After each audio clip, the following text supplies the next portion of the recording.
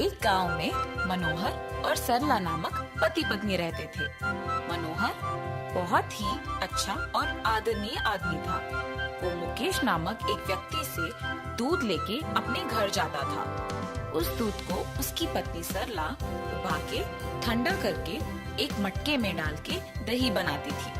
पति पत्नी दोनों एक छोटी दही का दुकान चलाते थे। जो पैसे दही को बेचने से मिलते थे उससे अपना जीवन चलाते थे। ऐसे ही थोड़े दिनों बाद उनका दही का व्यापार अच्छा चलने लगा और बहुत लोग उनसे दही खरीदने लगे।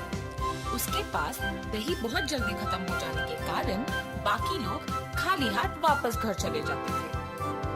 अगर मैं मुकेश से ज्यादा दूध लूंगा तो किसी को हमारे दुकान से खाली हाथ जाने की कोई जरूरत नहीं होगा।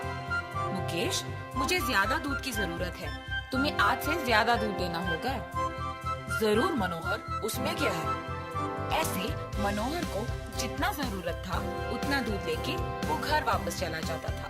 मनोहर का व्यापार अच्छा चल रहा होगा, इसीलिए वो ज्यादा दूध लेके गया। मेरे दूध का व्यापार में कोई तरक्की नहीं हुआ। मुझसे सबसे ज्यादा दूध तो मनोहर ही लेता है, इसीलिए अगर मैं दूध में पानी मिलाऊंगा तो उसे कोई शक नहीं होगा। जैसे उसने सोचा वैसे ही अगले दिन वो मनोहर को देने वाला दूध में पानी मिला के देता है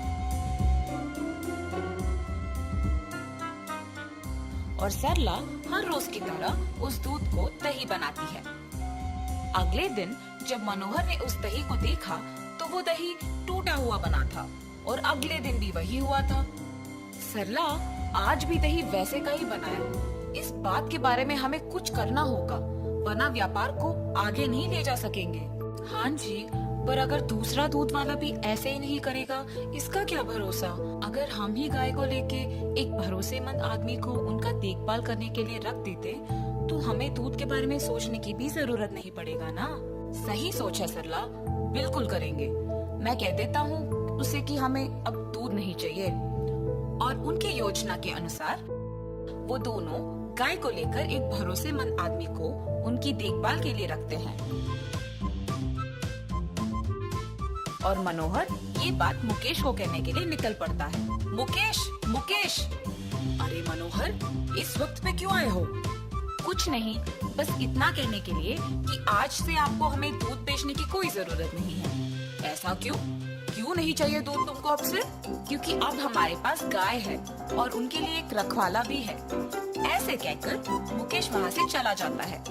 अच्छे गुणवत्ता वाली दूध से दही बनाने के कारण बहुत लोग मनोहर के दुकान से खरीदते थे और इसकी वजह से उनका व्यापार भी अच्छा चलता है और वो दोनों सुख संपत्ति से जीते हैं।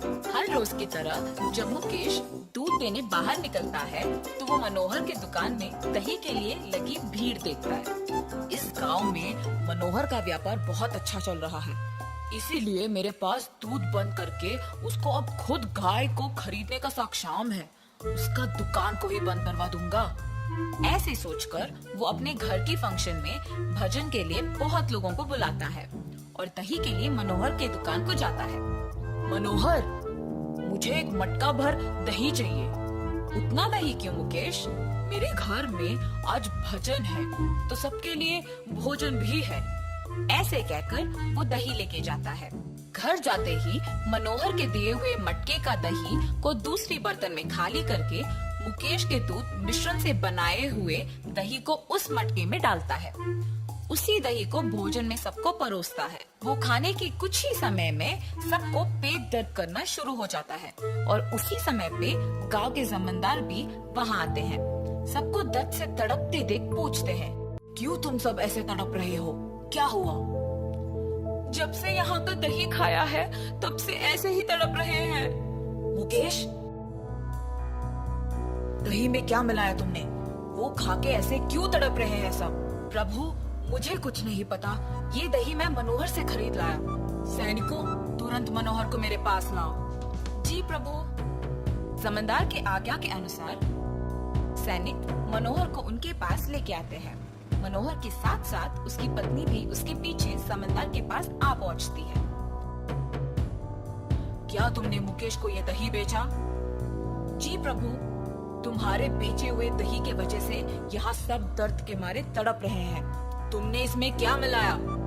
मैंने आज बहुत लोगों को यही दही बेचा है, उनको कुछ नहीं हुआ। मैं दही में कुछ नहीं मिलाया प्रभु, मुझे पता नहीं ये कैसे हुआ। जमींदार मनोहर को बंदी घर में बंद करने की आज्ञा देते हैं और सैनिक उसे ले जाते हैं। ये कैसे हो सकता है? हमने तो कुछ नहीं किया। क्या इसमें मुकेश का हाथ है? ऐसे सोच ही रही थी कि उसके सामने से मुकेश अपने घर जा रहा होता है। अगर मैं मुकेश के पीछे चलूं तो शायद कुछ पता चलेगा और इस समस्या का हल मिलेगा। और वो मुकेश का पीछा करती है। मुकेश घर जाके अपनी पत्नी को मनोहर के साथ किया हुआ बताता है। सरला सच सुनकर वहाँ से जा रही होती है कि बगल में छुपा दही का मटका उसे दिखता है। अरे ये तो हमारे दुकान का दही है। इसने पूरा दही दूसरे मटके में डाल दिया। मुझे अभी ये बात जमींदार को बताना होगा। और ऐसे ही वो दही का मटका अपने साथ लेकर जमींदार को दिखाकर सब सच समझाती है। जमींदार अपने सैनिकों को मनोहर को मुक्त करके मुकेश को बंदी करने की आज्ञा देते हैं और सैनिक जमींदार का कहा मानकर मुकेश को बंदी कर देते हैं। मनोहर का व्यापार मुझसे भी अच्छा चलने की ईर्ष्या से मैंने उसके दुकान को बंद करवाने का योजना बनाया और उसके बजाय खुद मेरा दूध का व्यापार खो के यहाँ बंदी हो गया। ऐसे उसको अपनी गलती का एहसास होता है। अपनी पत्नी की होशियारी और बुद्धि से मनोहर को बचाने के लिए वो बहुत खुश होता है और दोनों हमेशा की तरह अपना दही का व्यापार खुशी से करते हैं।